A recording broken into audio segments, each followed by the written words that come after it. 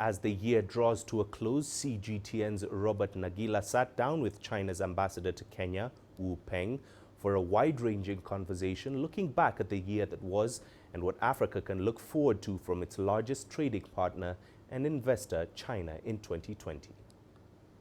As 2019 comes to an end, I'm joined by the Chinese ambassador to Kenya, His Excellency Peng. Thank you very much for taking the time to talk to us. We do appreciate it. You are welcome. Your Excellency, now I'll start off by asking, how would you describe China's relationship with Kenya at this particular moment? China and Kenya are good brothers, not only just a development partner. Our relationship in recent years has developed by leaps and bounds. Kenya is an active partner in Belt and Road cooperation, and the Standard Gauge Railway from Mombasa to Nairobi is a sweet fruit of our two countries' cooperation.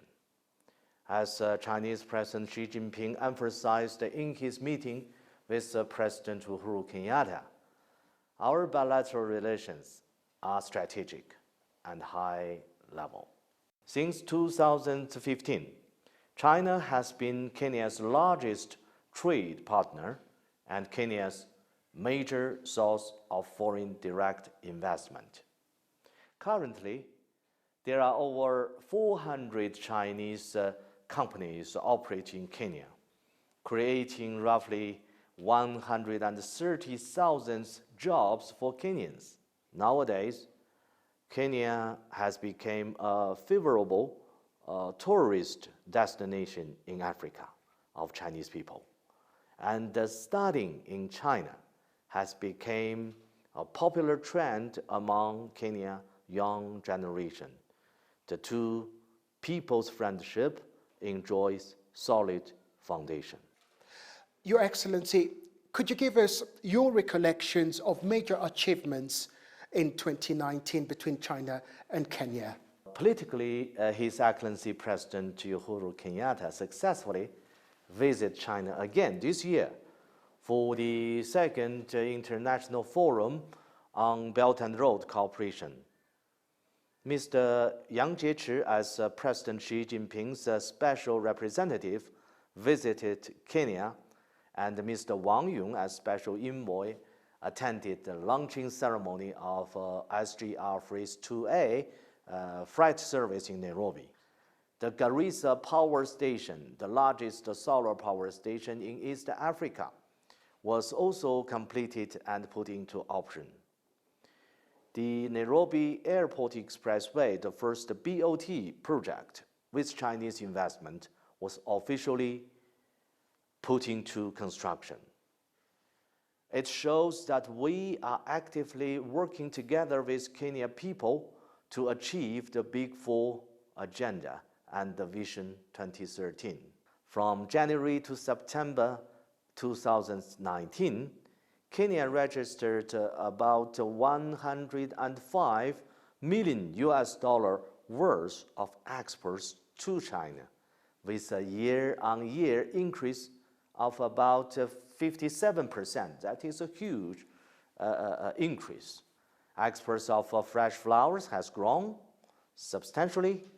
Now I'm very glad to tell you that from January 1st to 2020, the tariff of Kenya frozen avocado has been reduced from 30% to just 7%. Your Excellency, looking forward to 2020, what trade and cultural opportunities are there for African countries in China in 2020? I must emphasize that China's door of reform and opening up will keep opening further. In 2020, China will host the third China International Import Expo, CIIE. As China is currently making efforts to transform from a big trade country to a powerful trade country, that means it's put more emphasis on enlarging imports. The Chinese people's increasing demand for high quality, pollution-free and green products actually means good business opportunity for African countries. And finally, Your Excellency, how would you describe China's involvement in Africa in 2019, and what can we expect in 2020? Most important, let me put it into this way. We follow the principle advocated by our President Xi Jinping, the principle of pursuing the greater good and the shared interests, and strengthen solidarity and cooperation with African countries. In this year, 2019, the coordinators meeting on the implementation of the follow-up actions of the FOCAC Beijing Summit was successfully held in Beijing. In 2020, we'll continue to support the legitimate aspiration of African countries and advance our shared interests. We should work harder to increase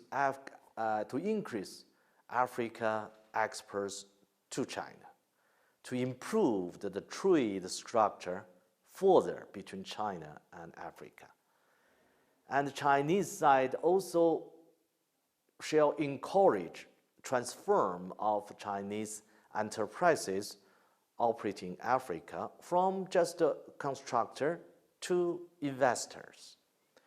Meanwhile, we should educate Chinese people in Africa to engage more closely with local community and strictly follow the laws and regulations at host countries. Your Excellency, it's been an absolute pleasure. On behalf of everyone at CGTN Africa, I'd like to wish you and the embassy staff a happy 2020 and a prosperous new year. Thank you very much.